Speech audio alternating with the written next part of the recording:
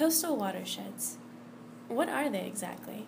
A watershed is a geographic area in which all sources of water, including lakes, rivers, estuaries, wetlands, streams, as well as groundwater, drain to a common surface water body.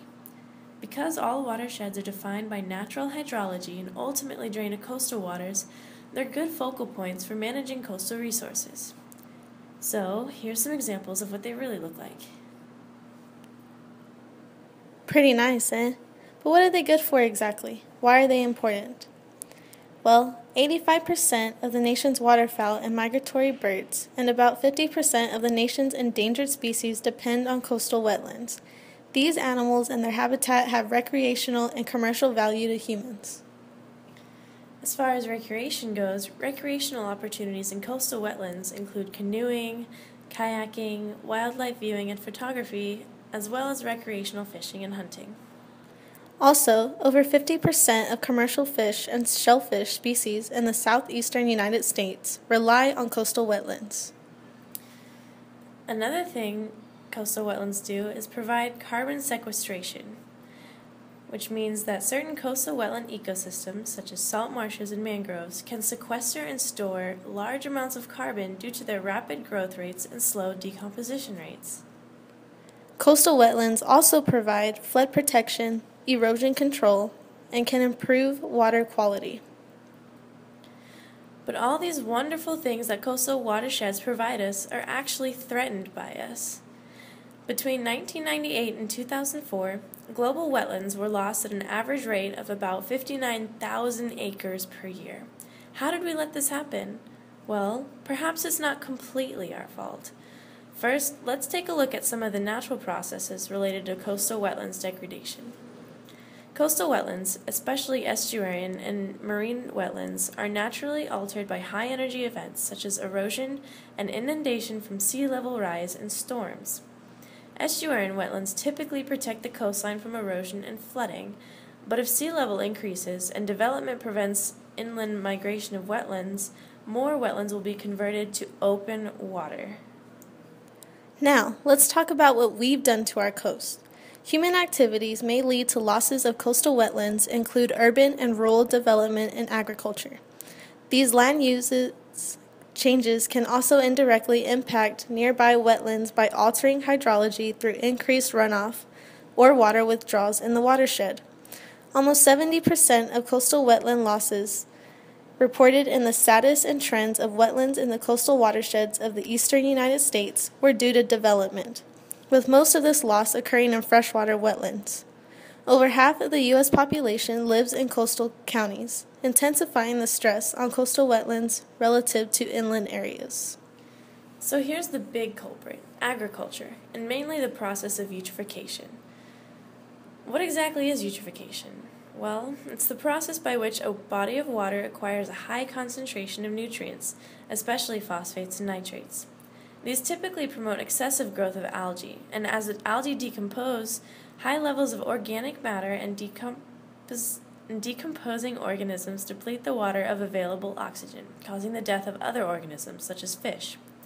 Eutrophication is a natural, slow-aging process for a water body, but human activity, especially fertilization at the land-sea interface, greatly speeds up this process. This is also related to the nitrogen problem, which nitrogen in itself is not harmful, but its reactive forms, which emanate from farms and fossil fuel burning factories and vehicles, can have a hand in a wide range of problems for the environment and human health. Here's how the nitrogen problem works. The nitrogen produced during fossil fuel combustion can cause severe air pollution before it then combines with water to create nitric acid and rain. Then it joins with nitrogen leaking from fertilized fields, farm animal excrement, human sewage, and certain crops. When too much nitrogen enters terrestrial ecosystems, it can contribute to biodiversity decline and perhaps to increased risk for several human illnesses. A single nitrogen atom from a factory, vehicle, or farm can acidify soil and contaminate drinking water before entering rivers. So, what can we do to better improve this threatening situation? Well, the federal government is already ahead of us by working to protect the watersheds with regulations such as Section 404 in the Clean Water Act, certain economic incentives and disincentives like tax deductions or selling or donating wetlands to a qualified organization, or the swamp buster provisions of the Food Security Act, cooperative programs, and acquisition, for example, establishing wildlife refuges. But to go beyond the government and do our part in helping, we can get involved, find out where wetlands exist near your home, try to learn more about them, and support educational efforts. We can also practice good housekeeping by properly disposing of toxic substances like paint and paint thinners, automotive fluids, and cleaning products. Let's participate in amnesty days or take toxic waste to appropriate collection sites. Curb your dog and properly dispose of pet waste. Do not leave it on the ground or throw it down a storm drain. Trust me, your neighbors will appreciate this also. Maintain your septic tank if you have one. Frequent pumping, proper drain field maintenance, and careful waste disposal will prolong the life of your system and prevent discharge of untreated sewage to ground and surface waters. Pick up litter when you see it and properly dispose of your own trash. Properly maintain your boat. Use pump-out facilities and operate your boat in a responsible manner to avoid shoreline erosion. Follow all signage to avoid harming sensitive aquatic environments. Get involved. Go to volunteer cleanup, monitoring, and environmental protection efforts. Possibilities range from helping with mailings and phone campaigns to stenciling storm drains and participating in beach and stream cleanups. So, now that you know how we're harming our coastal wetlands and what we can all do to improve them, we can start right now to save our coasts. By doing our part in protecting the watershed ecosystem, we can make a huge difference. We hope to have educated you all about our coastal watersheds, and we hope that everyone takes this information into consideration to make better environmental decisions.